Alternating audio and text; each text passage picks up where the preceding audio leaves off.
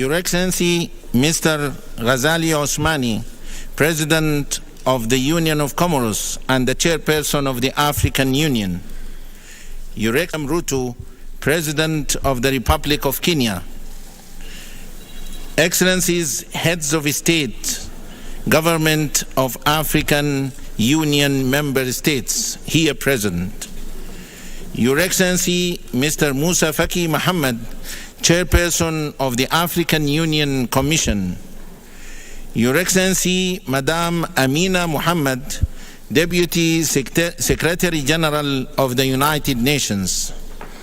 Excellencies, Honorable Ministers here present. Your Excellency, Dr. Monique Nsanza Baganwa, Deputy Chairperson of the African Union Commission. Excellencies, Commissioners of the African Union Commission.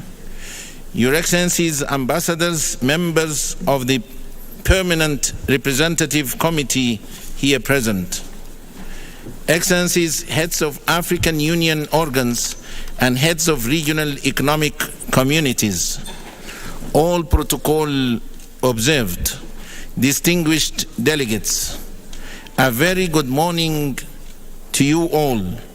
It's a beautiful day here in Nairobi, the vibrant green city in the sun, where African Union meetings have been ongoing since the 13th of July 2023. It is my utmost honor and pleasure to take you through the program of the opening ceremony of the 5th mid-year coordination meeting of the African Union, Regional Economic Communities and Regional Mechanisms, which is being held today, the 16th of July 2023, at the United Nations complex in the very beautiful Republic of Kenya. Following the 43rd ordinary session of the Executive Council, which took place from the 13th to the 14th of July 2023 here in Nairobi, today's mid-year coordination meeting is being convened under the African Union theme of the year, Acceleration of African Continental Free Trade Area Implementation, as the African Union continue to pursue its continental aspiration as embedded in Agenda 2063. Excellencies, ladies and gentlemen, the program for today stands as follows. We will have a statement by His Excellency Mr. Musa Faki Mohammed, Chairperson of the African Union Commission, followed by a statement by Her Excellency Madam Amina Mohammed, Deputy Secretary General of the United Nations. We shall then have a statement by His Excellency Dr. William Ruto, President of the Republic of Kenya, following which we will have the opening statement by His Excellency Mr. Ghazali Osmani, President of the Union of Comoros and the Chairperson of the African Union. Immediately after the opening ceremony, we shall have the official family photo of the session. Excellencies, ladies and gentlemen, allow me to highlight, among others, this coordination meeting has the important task of fast-tracking the integration process in Africa and to consider the report on African Union institutional reform.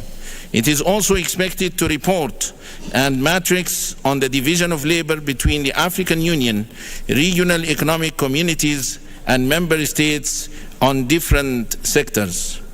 Excellencies, it is now time to begin our proceedings, and without any further ado, I wish to humbly request His Excellency Mr. Musa Faki Mohammed, Chairperson of the African Union Commission, to deliver his statement. Excellency, the floor is yours.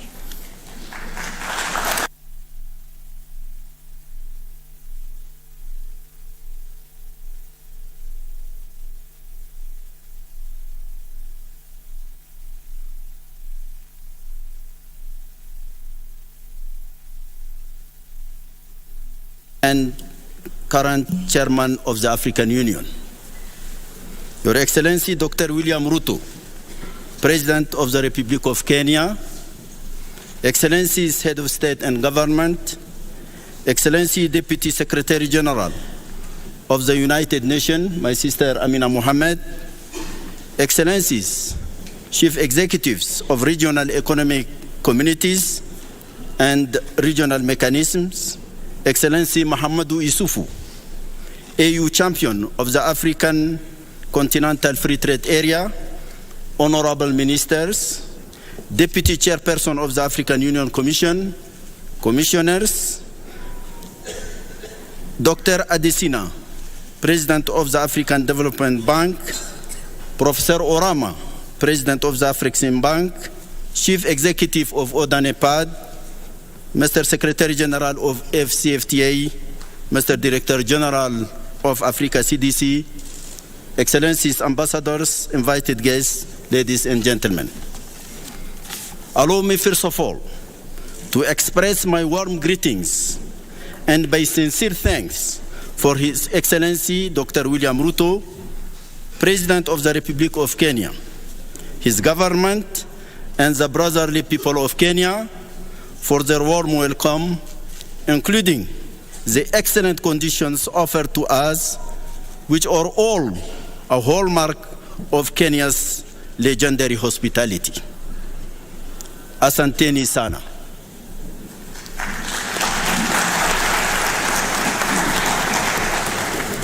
Excellences, Mesdames et Messieurs, lancée en juillet 2019 à Niamey au Niger, la réunion de coordination tient aujourd'hui sa 5e session ordinaire. Elle nous offre l'opportunité d'évaluer le chemin parcouru et nous permet de nous féliciter des avancées enregistrées, mais davantage d'identifier dans une démarche des critiques positives les obstacles qui continuent de joncher le chemin d'une intégration à la fois efficace et productive. Il nous faut évaluer les effets de l'intégration sur nos différentes économies nationales et au-delà, sur l'Afrique, sous le prisme du renforcement de sa posture en tant qu'acteur international respecté dans le monde.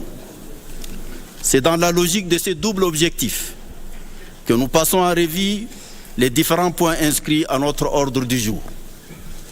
Le rapport sur l'intégration régionale donne la pleine mesure du travail accompli au niveau de nos communautés économiques régionales, et c'est en dépit d'un contexte économique particulièrement instable.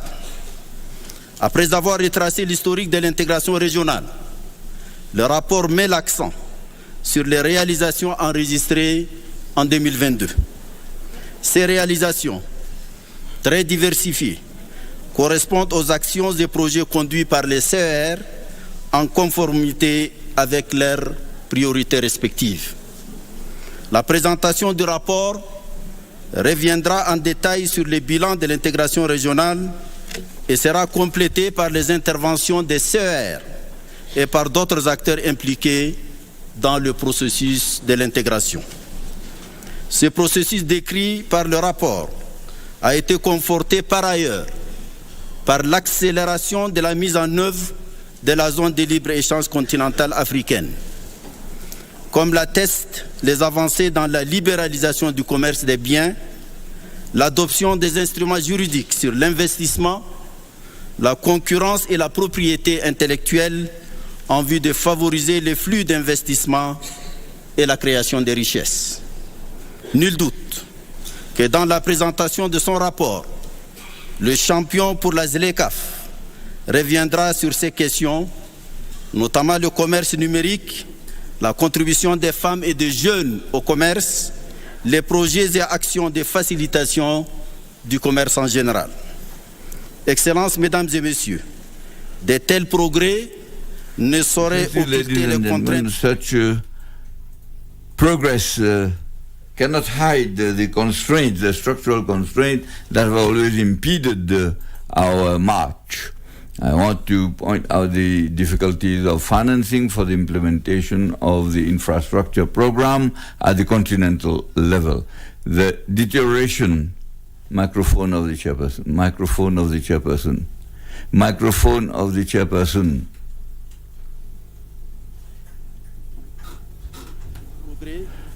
As those who are in charge of progress and fighting against terrorism and violent extremism. In fact, the protocol on the free movement of persons and goods cannot be forgotten in this march. In this regard, I reiterate my urging the leaders of the regional economic communities and those that have not yet done so, to ratify the protocol. We need to get out of this flagrant contradiction that is to have AFCFTA and also not to have the freedom of movement and goods. The African Union and the regional economic communities have already engaged in this cooperation, in this dynamics of cooperation with the entry into force of the revised protocol, and we should accelerate the pace in order to make it more operational and concrete. Then the regional economic communities between them, by pooling the various means of designing and execution of the development projects that will enable them to have a productivity scale. In fact, the dynamics, the cooperation between the REX will have to be extended between them and also the AFCFTA. In fact, as stipulated in the treaty establishing the les contraintes de l'intégration régionale qui sévissent au niveau continental. Dans cette logique, félicitons-nous des progrès enregistrés en matière de coordination, illustrés par 5 exemples de réussite d'actions conjointement menées, d'une part par l'Union africaine et les CR et mécanismes régionaux, et d'autre part au niveau des CR elles-mêmes. Le premier exemple porte sur l'accord de cessation des hostilités en Éthiopie, sous les auspices conjoints de l'Union africaine et de l'IGAD, qui a inspiré les deux organisations dans l'adoption récente de la feuille de route commune sur la crise soudanaise. Le deuxième concerne l'initiative de coopération inter-CR entre la CEAC et la CEDEAO en matière de sûreté maritime.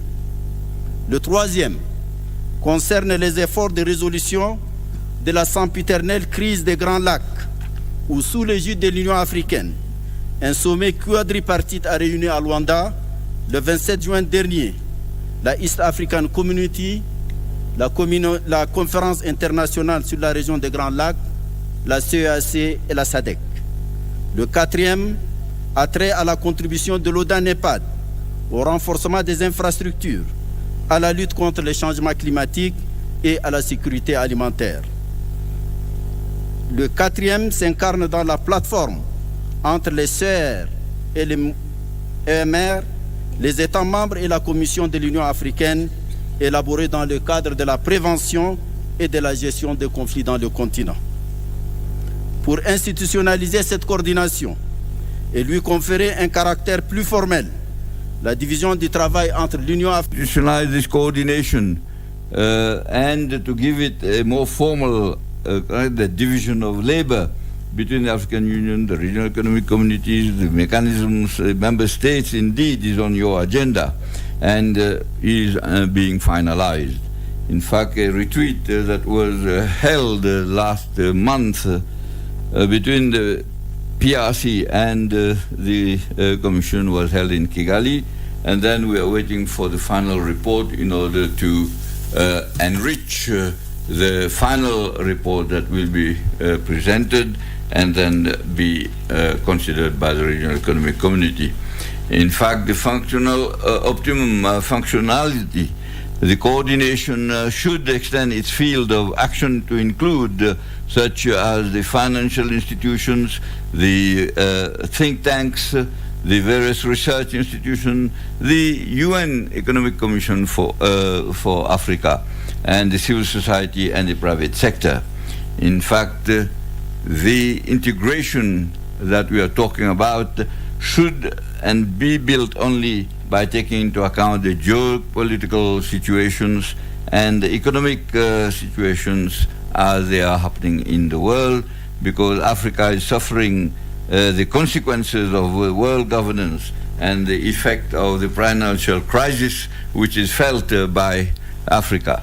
In fact, Africa should come up with its own African common position dealing with trade, migration, development financing, and the conflict resolution. Talking of climate change, we have seen the consequences, and President William Ruto, in his capacity as the chairman of the conference, the Committee of African Heads of State on climate change, in fact, has been fine-tuning the presentation and defending the interest of Africa.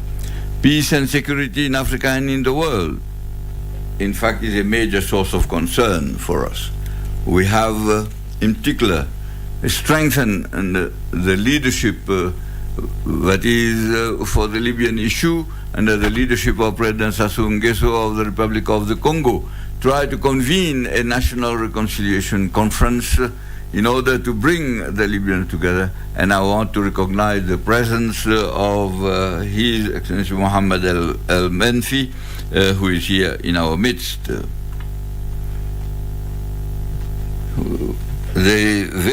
The Sudanese crisis, which is a very serious thing, in fact, should mobilize our efforts with IGAD and others. We need to mobilize humanitarian aid and bring the Sudanese themselves in an inclusive dialogue in order to come up with a civilian government that will be able to implement an emergency economic, humanitarian and security program, and as soon as possible. The meeting of the neighboring countries in Cairo, held 3 days ago at the initiative of His Excellency President Al-Fattah al-Sisi, in which I participated, in fact has strengthened and enhanced the mobilization of Africa in solidarity. In fact, it is crucial, and we give special attention to the coherence and also the efforts that we are making together with the international community in order to ensure an orderly African leadership on this African problem, which is very sensitive. Obviously, the situation in the Sahel, particularly with the G5 countries, continue to be of concern. Several countries in this area, in this region, and the various attempts that have been made for a transition, in fact, to have democratic elections. The African Union and the appropriate regional organizations are trying to help these in order to restore constitutional order in accordance with the principles and the aspirations of the peoples concerned.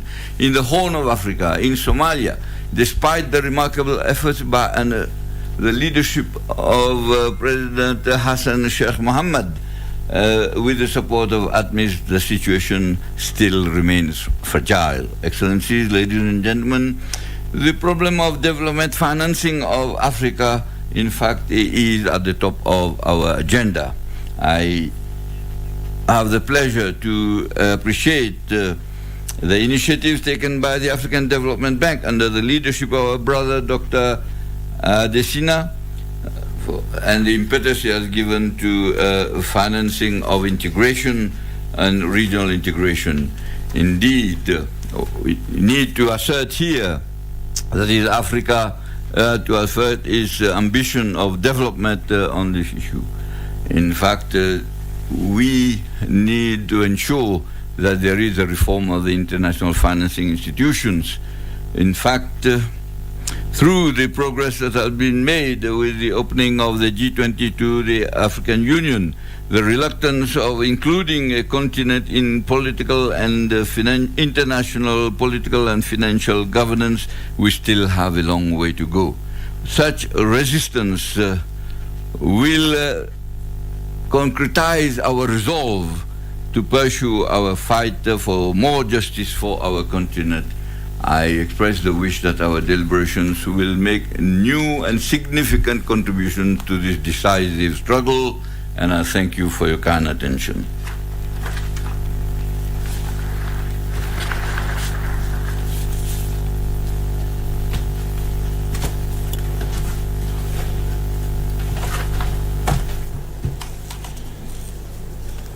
Thank you very much, Your Excellency, Mr. Chairperson, Excellencies, ladies and gentlemen.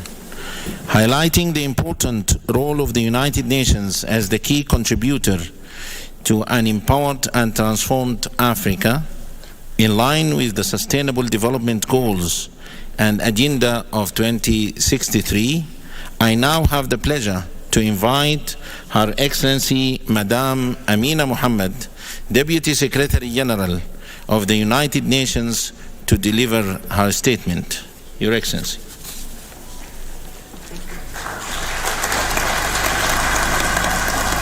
Thank you. Your Excellency, Azali Assoumani, the President of the Union of Comoros and Chairperson of the African Union, Your Excellency William Ruto, President of the Republic of Kenya, our warmly welcoming host, Your Excellency Musa Faki Mohammed, the Chairperson of the Commission of the African Union, and my brother, Excellencies, women and youth of Africa, distinguished delegates, Asante Sana. It is really a great honor to join you at the 5th mid-year coordination meeting of the African Union, the regional economic communities, and the regional mechanisms. I would like to thank the Government of Kenya for the warm welcome home and the African Union for inviting me to share some reflections. This year's meeting provides us with yet again another unique opportunity to consolidate common ground in shaping and implementing Africa's narrative to meet the ambitions of Agenda 2063 and the aspirations of African people. Excellencies, today our world continues to face unprecedented crises, from the socio-economic impacts of COVID-19, a climate emergency, and the knock-on effects of the war in Ukraine. None of us need reminding that Africa played no part in creating any of these challenges. Unmet commitments by the international community to financing, to climate action, and adequate humanitarian responses have further aggravated the obstacles to the efforts made by Africa and its leaders to implement Agenda 2063. Meanwhile, we see renewed conflict and extremist terrorism are wreaking havoc across the continent, resulting in lost decades of development and millions of displaced persons and refugees. These calamities are leaving a generation of our young people, especially women, with the anxiety of a tortured present and a deeply uncertain future. Let me salute you as African leaders. Against this challenging global and continental backdrop, you continue tirelessly, day after day, here and abroad, to make the powerful case for Africa. Africa as the new horizon of possibility and as the source of solutions for its own challenges and those of the planet. Excellencies, you have the United Nations' complete solidarity. In just one important demonstration of this support and solidarity, the Secretary General continues to call the G20 for meaningful climate action that will end the addiction to fossil fuels so that we may address the imperative of a 1.5-degree world. He also continues to call loudly for the SDG stimulus, tackling debt distress and increasing fiscal space through the reallocation of additional SDRs to the African Development Bank initiative, and the reform of the current global financial architecture, which is today morally bankrupt. Excellencies, if African solutions to African challenges and opportunities are to be more than a slogan, we must have a strong voice in the G20, defining Africa's innovation and ideas, and we must also have unified action by African leaders to disrupt the unacceptable status quo. We applaud the strong voices of President Ruto, President Macky Sall, and President Ramaphosa at the recent summit of a new global financial pact in Paris. You're here today to discuss, among other very serious issues, the African Union's reforms, the second 10-year plan, of Agenda 2063, governance issues, and the work of the regional economic communities and mechanisms. As you do so, you will need to ensure that your cohesive voice and common positions come together to shape the upcoming G20 meeting, the UN General Assembly, and the SDG Summit. It will also inform the Climate Action Summit, the commemoration of the UN Declaration of Human Rights at 75, and the World Bank IMF fall meetings on reform, and then the last of the meetings of the year, the Paris Climate Stocktaking at COP28. The United Nations remains committed to accompanying the continent with the framework of Agenda 2030 as it informs Agenda 23, but also as you navigate these international rough waters and through these milestone summits. Finally, Excellencies, allow me to end with a plea to all of you. As an African woman and a very proud Nigerian, mother of 6 and grandmother of 4, I have an intergenerational stake in Africa. The continent faces a moment of reckoning when the world appears to take its gaze off Africa. We may appear down, but we are far from out. And as our leaders, we continue to count on you to forge a path towards delivering the vision for Africa that is enshrined in this 2063 agenda. Excellencies, this will not happen unless we stand united, with no light between you. As we say in Africa, if the wall cracks, the lizard will enter. And it needs you to be determined to live up to the courage of our convictions with a sense of urgency.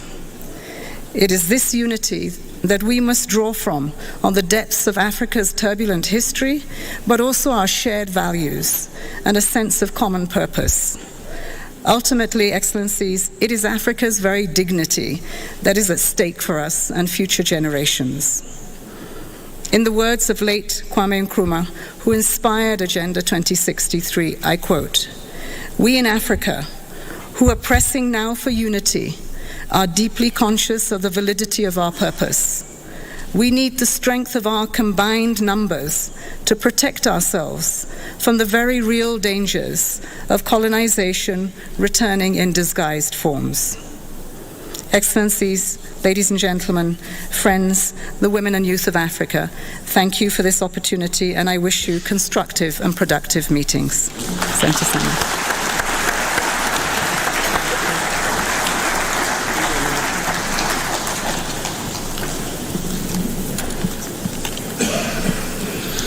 Thank you, Your Excellency, Madame Deputy Secretary General.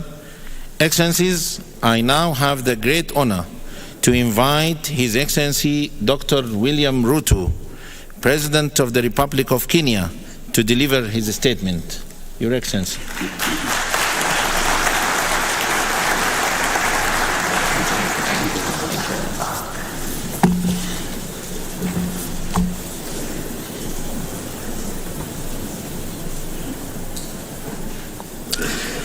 Thank you very much.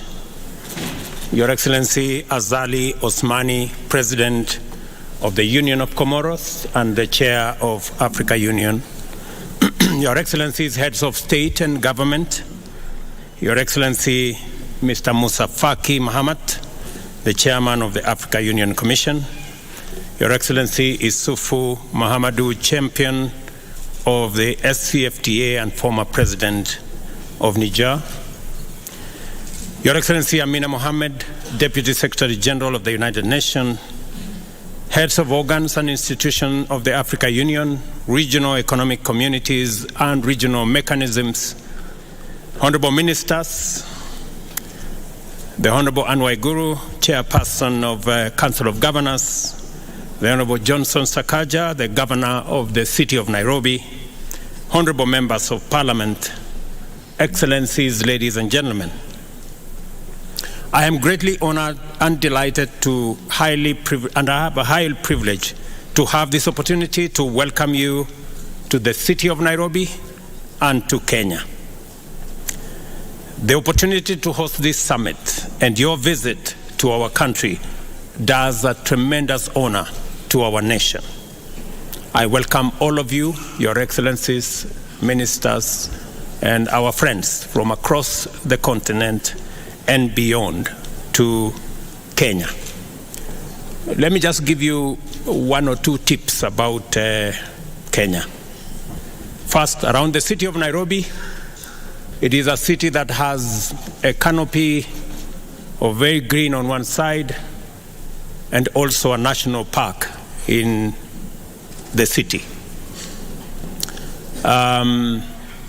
In the national park, which is maybe 10-15 minutes from your hotel room, we have wildlife, lions and all manner of wildlife. We have tried to fence, but sometimes, as you know, wild animals, they break away from the fence.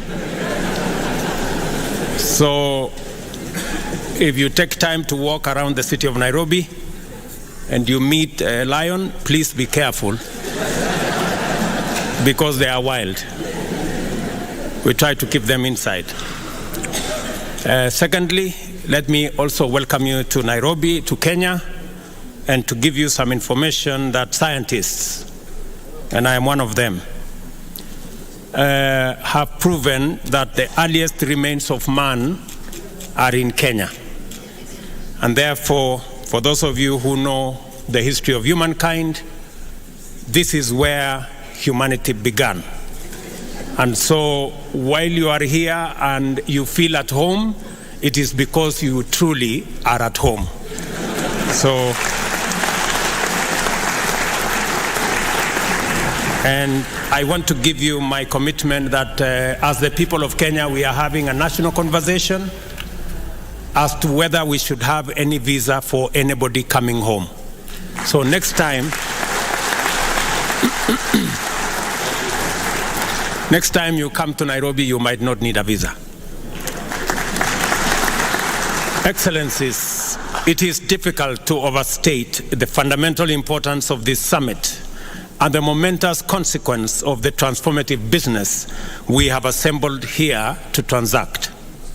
You will recall that as a continental political community, we resolved unanimously to pursue the integration agenda with greater vigor and focus. This commitment was underscored by the decision to formulate a suitable framework to effectively coordinate the diverse efforts undertaken through our 8 regional economic communities and various mechanisms that is part of the ecosystem of the AU.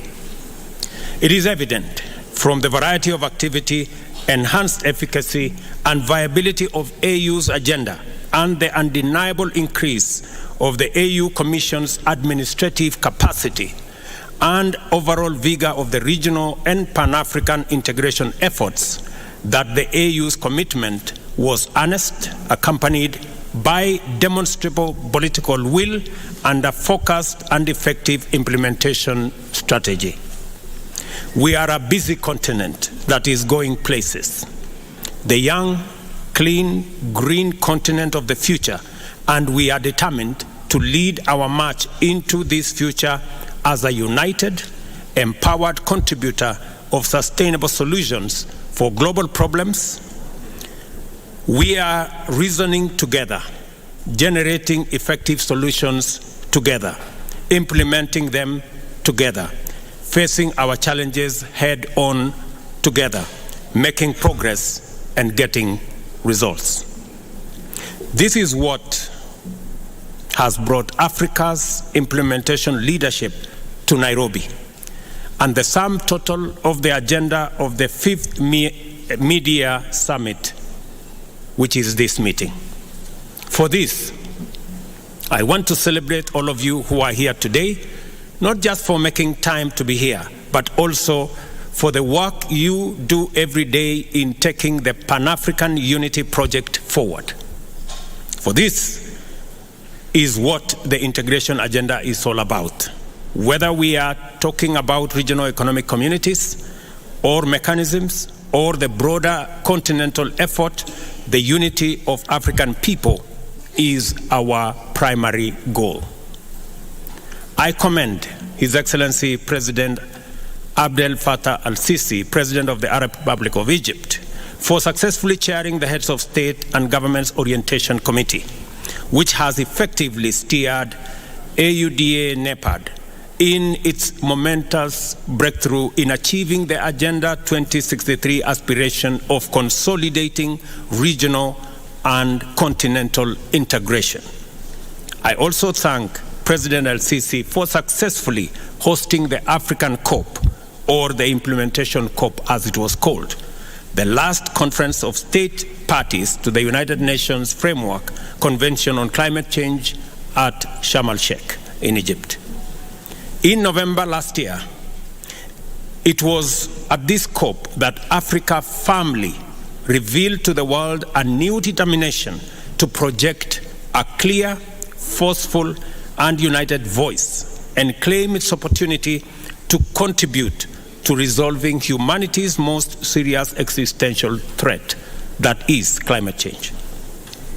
I salute with gratitude His Excellency President Ali Bongo Ondimba, President of the Republic of Gabon, in his capacity as the chair of the Economic Community of Central African States, for the progress he has made in stewarding collaboration among regional economic communities under the Inter-Reg Cooperation Initiative.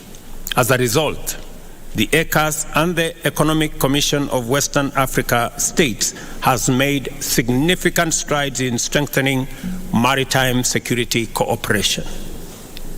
I also appreciate the work being done by His Excellency President Ismail Omar Guelleh, the President of the Republic of Djibouti, who chairs the Intergovernmental Authority on Development, for his able leadership of IGAD's contribution to the progress towards agreement on the cessation of hostilities in Ethiopia, and now the activities that we are all undertaking to ensure that Sudan returns to normalcy and takes up its place as a stable, peaceful country in our continent.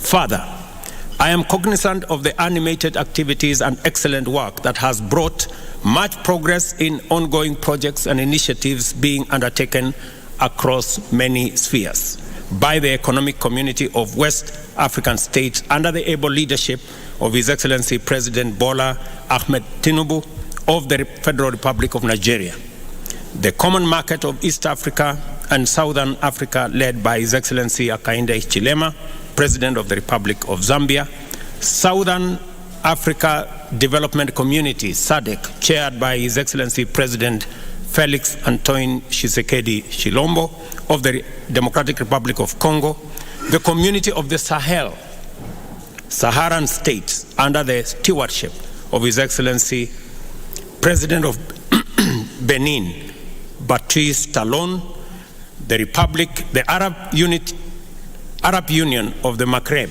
led by His Excellency Tayeb Pakouche of Tunisia, and the East African Community under His Excellency President Evariste Ndayishimiye of Burundi. I must also recognize and praise the good and excellent work that the AU Commission continues to do under the leadership of its chair, His Excellency Moussa Faki Mahamat.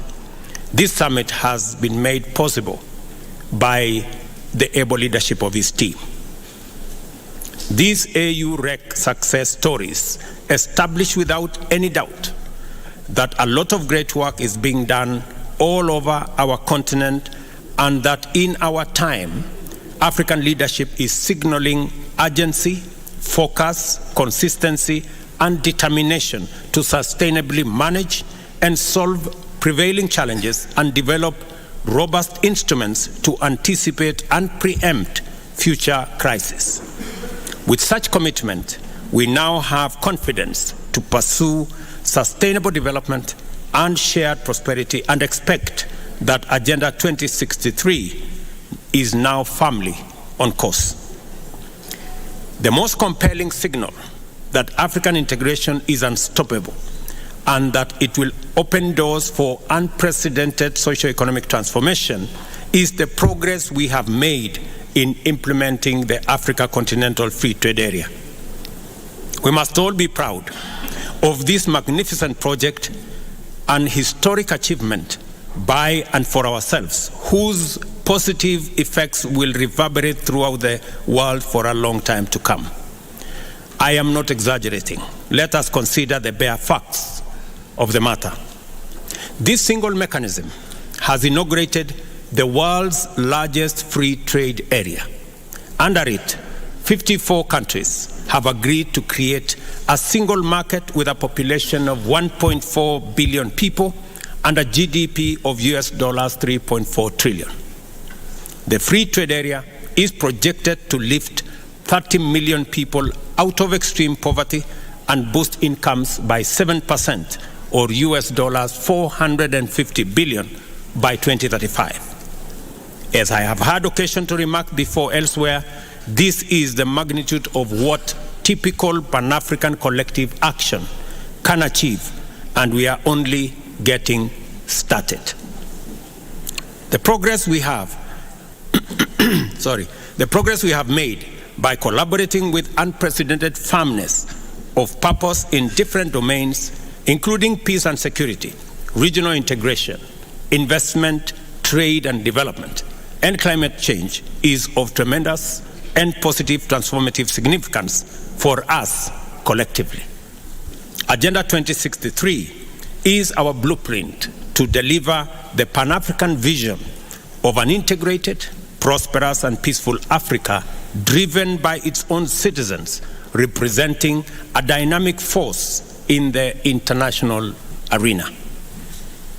Therefore, it is more critical now than ever before that we marshal our collective consciousness, willpower, solidarity and unity to fulfill our fundamental generational mandate of introducing Africa as a new global power, ready and able to provide leadership towards a new industrial age that shall simultaneously usher in an era of inclusive development, shared prosperity, and effective climate action.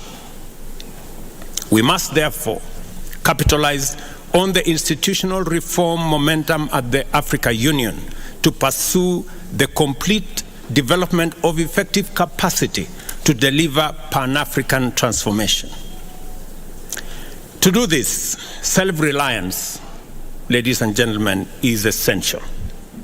And a fit-for-purpose institutional architecture is indispensable at the AU. At the moment, over 60% of our program's budget is financed by partners. The demands of our challenging time require an AU that can pursue multiple urgent and critical interventions using internally mobilized resources. The Pan-African movement has always been about sovereignty and agency. First and foremost, chronic dependence, even on well-meaning partners, is starkly inconsistent with the aspiration of independence, sovereignty, and agency. And I therefore believe that we must take seriously the recommendations that have been made towards making our organization an organization that stands on its feet and an organization that is funded by us. This is why we must make progress in exploring, developing, and implementing solutions like the Kigali Decision, AU Decision 605 of 2016.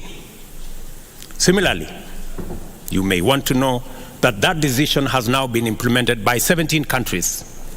We need to persuade all our other brothers and sisters in the other countries to come on board so that we can do the responsible thing and fund our own organization. Similarly, it is time to free up the Africa Union from structural and organizational constraints, including duplication and other inefficiencies, thereby facilitating it to be effective on a greater scale. As a starting point, defining the roles and functions of different organs and instruments more clearly is unavoidable.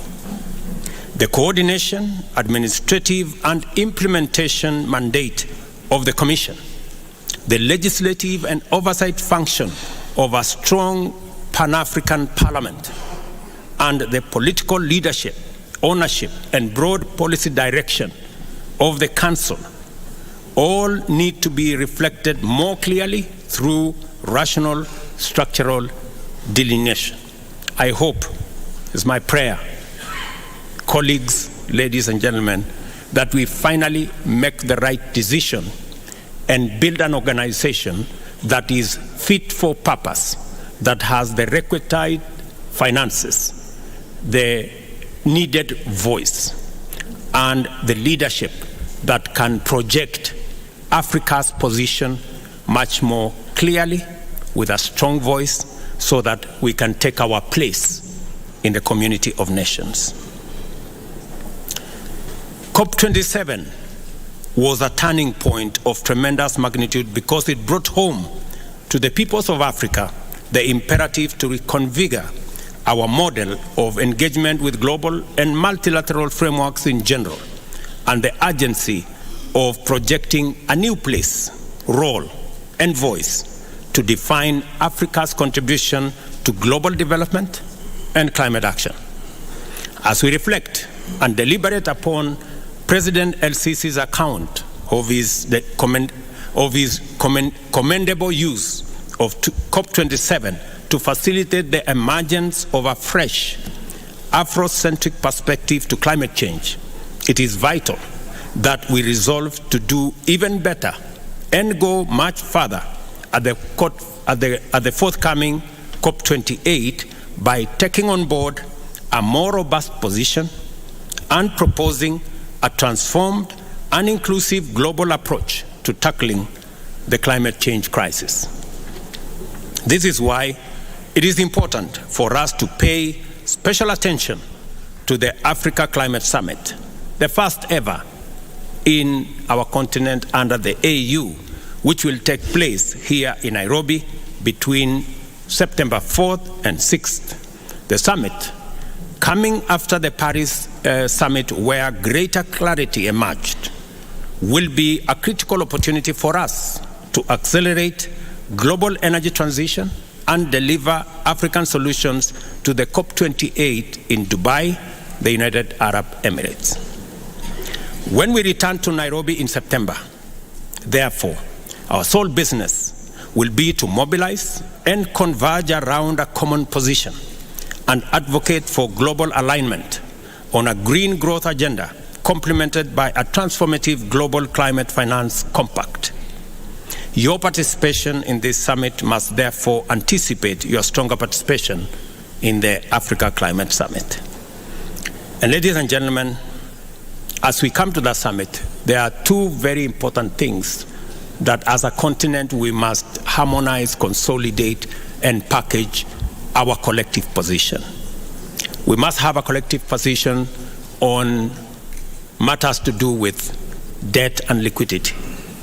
We must all agree that it is time for a new financing mechanism.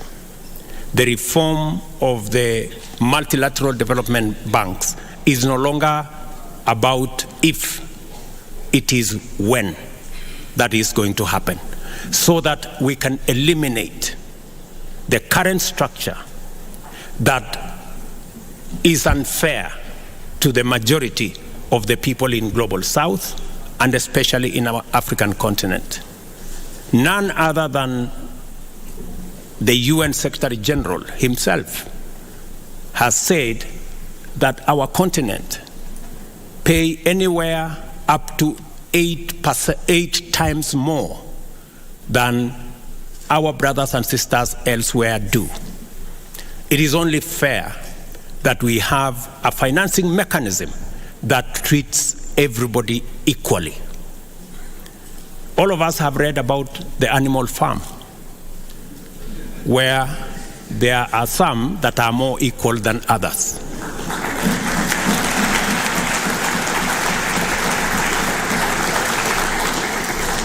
Our position is that we don't live in the animal farm, that we treat each other, and all of us are treated by a financial system equally. And all we are asking We are not asking for one financial system that favors us. No. We are asking for a financial system that is fair for everybody.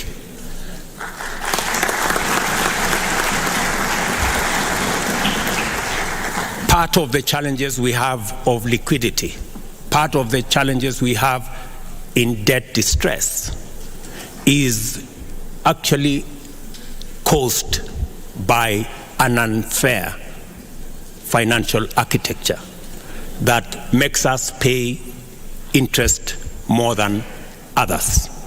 Today, we have a debt stock of $640 billion as Africans, paying close to $70 billion every year.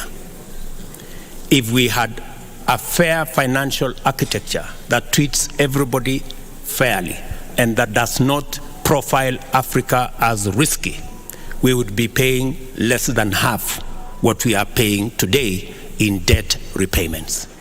So we are simply asking that we have a conversation, a candid conversation on having a fairer financial system, and that is why the reform of the multilateral development banks is an urgent necessity.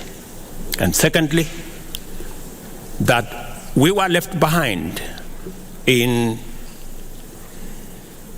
the fossil fuel energy industrial development. God, in his own wisdom, has put Africa at the center. We have climate change as an existential crisis to humanity. But also, we have green energy, which we have renewable energy, which we have in plenty, as a development imperative to be able to go into the future. That puts us at the center of the solution of the crisis of climate change. And that is a conversation we want to come and have in Nairobi, because Africa, apart from having the greatest stock of renewable energy, we have other assets, minerals, that we have the largest reserves globally that can be used for green energy development. We have the largest reserves of uncultivated arable land that can drive, according to Adesina, my brother, we can increase grain in our globally by up to 100%, maybe even 200%. We have the youngest population, the youngest global workforce in our continent. Ladies and gentlemen, we have what it takes to provide a solution for both decarbonization, taking the world into green industrialization, and also ensuring that we decarbonize everywhere globally. So those are the two things that we must focus our attention and be able to position our continent appropriately. And that's why I said earlier, we need a fit-for-purpose organization, and we need to fund the organization ourselves. You all know it is said, he who pays the piper calls the tune.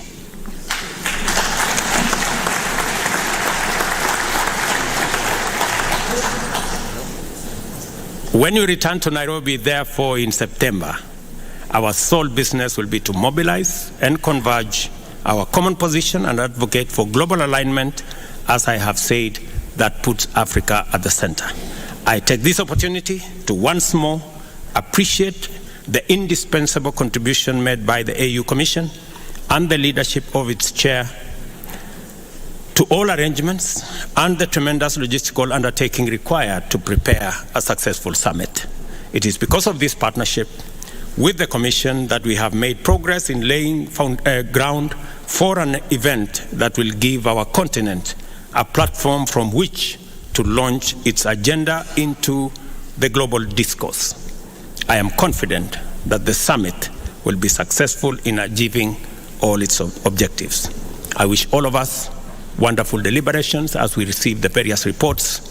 Enjoy your time in Kenya, and God bless you. Thank you very much.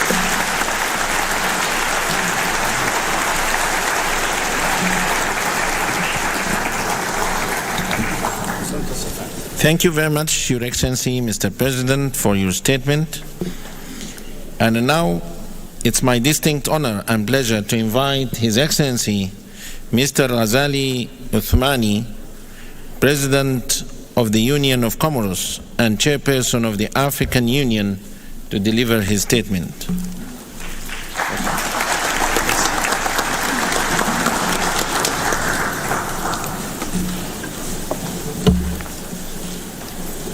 Monsieur William Ruto, Président de la République du Kenya, chers frères. Dr. William Ruto, President of the Republic of Kenya. My dear colleagues, heads of state and of government, Excellency, Chairperson of the African Union, Musa Faki Mohammed, Deputy Secretary General of the United Nations, Amina Mohammed, Excellencies, Ministers, Excellencies, the Chief Executives of Regional Economic Mechanisms and Regional Economic Communities and Regional Mechanisms, Excellencies, Honorable Assalamu alaikum.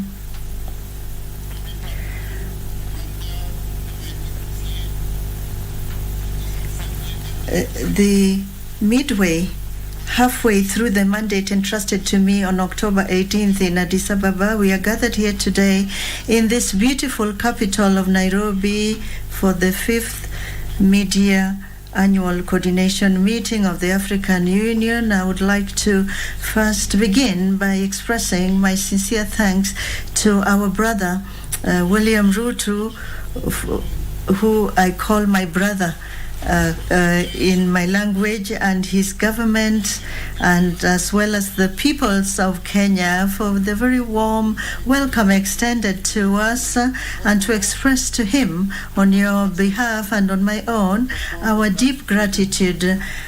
Asante sana Mheshimiwa Bwana Raisi, Your Excellency. Dear participants, ladies and gentlemen, at a time when the world is in the throes of technological change, Africa, our continent, is still prey to the scourges of division and bloody conflict.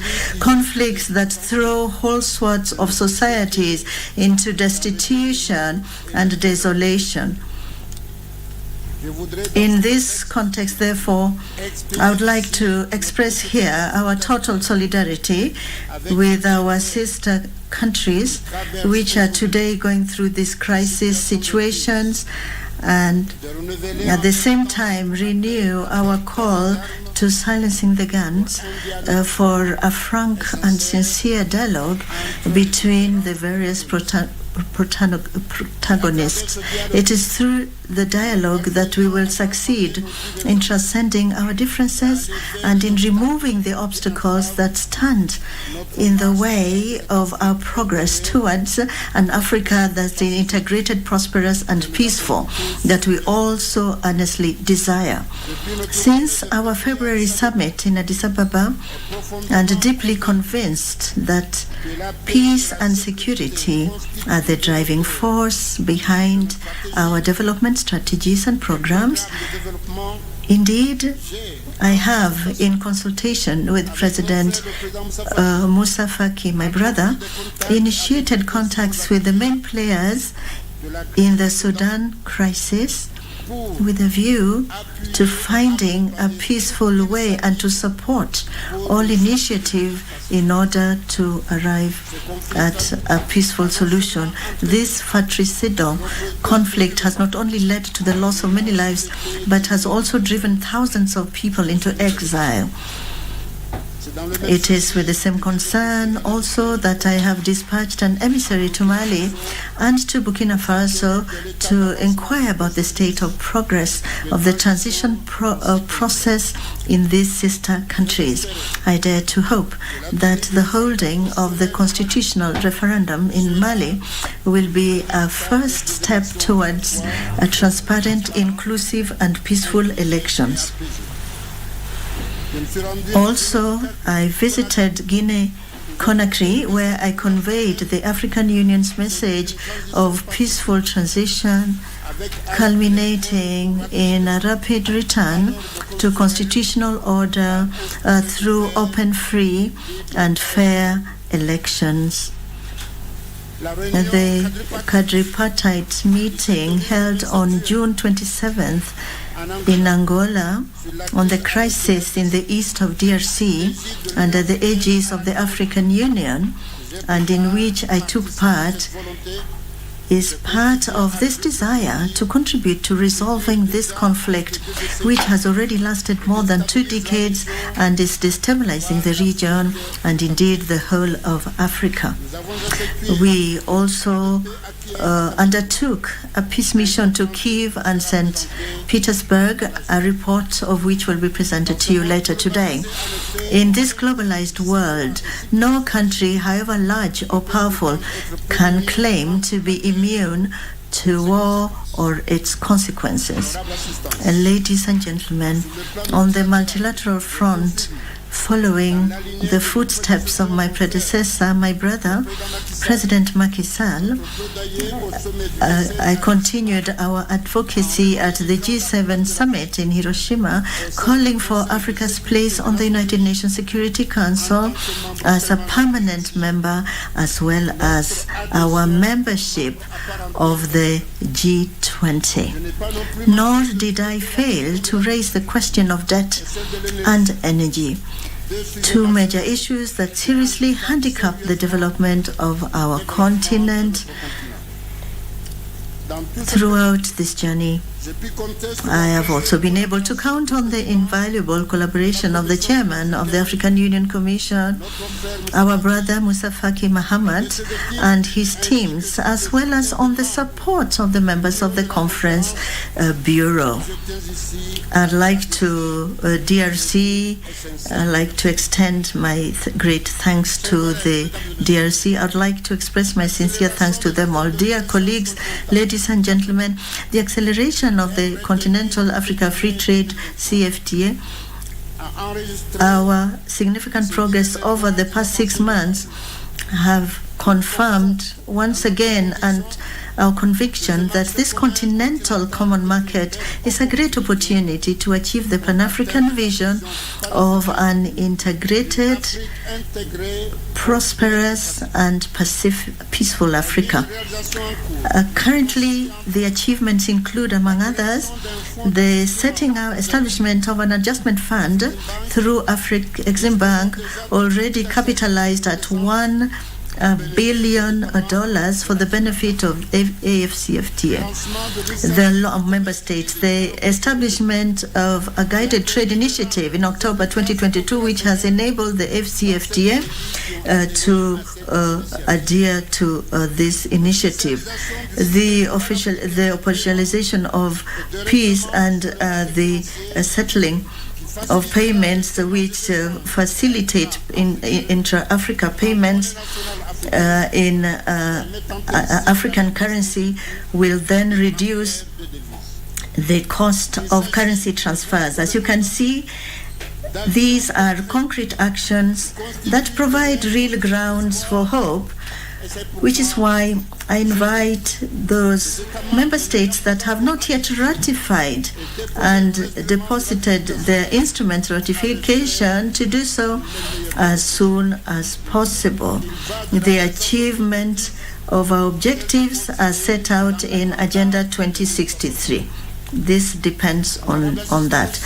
Your Excellencies, ladies and gentlemen, from June 12th to 14th, a ministerial conference on blue economy and climate action in Africa was held in the Union of Comoros, attended by several ministers and the following institutions: the African Union Commission, the United Nations Economic Commission for Africa, the European Union, the International Union for Conservation of Nature, UNDP, and the Indian Ocean Commission. The conference was in accordance with the theme of the year, namely the acceleration of the FCFTA. In fact, intra-Africa trade is mainly carried out by road and sea. And therefore, it has now been established that the implementation of the AFCFTA could double the sea freight from 58 to 131.5 million tons. As a result, the development of the sea transport, this appears as one of the key factors for the success of Africa's economic integration. Africa's island states, despite their structural fragility, are brimming with opportunities and potential, given the vastness of their maritime space, which is why the Moroni Declaration, the outcome of this ministerial conference, through the relevance of its recommendation, should constitute our roadmap in this area.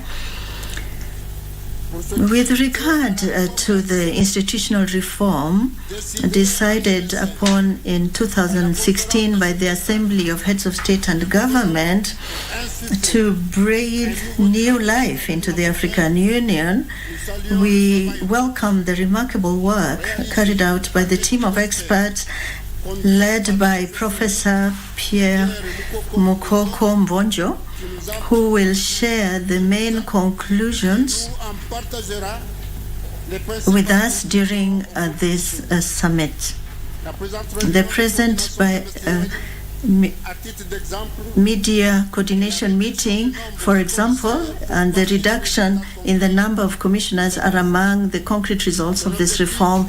Its aim is to enable us to evaluate, rationalize, and plan our various projects and programs in order to achieve genuine African integration. As regards the theme chosen for 2024, in this case education, I'd like to salute the pertinence and relevance of the choice made by our organization. As Nelson Mandela once said, education is the most powerful weapon for changing the world. And the numbers for education, figures for education in Africa are alarming. It has been established that Africa will need 17 million additional teachers to achieve universal primary and secondary education by 2023.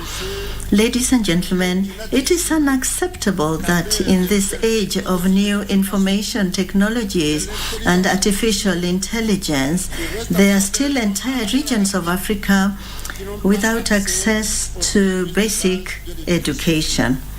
The challenge is enormous, but I'm counting on your collective intelligence to achieve concrete results and to reserve the current trends. In this ever increasingly turbulent world, we need to close ranks more than ever and to be able to face up to the challenges that are growing with each passing day. It's only together and driven by what we must henceforth be, which is our motto, African solutions to African problems, that we will achieve an Africa that is reconciled with itself, prosperous and open to the world. Strongly motivated by these principles, I remain confident that Africa and our Pan-African organization will be able to meet the challenges of our upcoming agendas, notably the Russia-Africa Summit, the Nairobi Summit on Climate Change, the G20 in India, and the COP28 in the United Arab Emirates. It's on this hopeful note that I declare open the 5th Media Coordination Meeting of our organization. I thank you.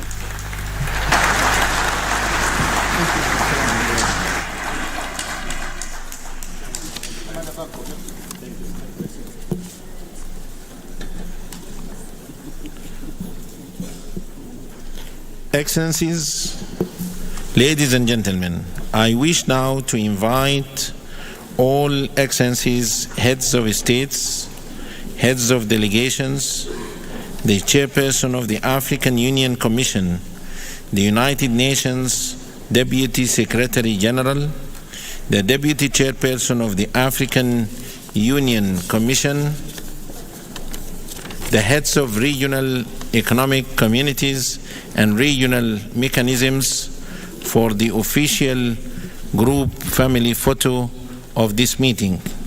The official photo will be taken at the stairs as we exit this conference room.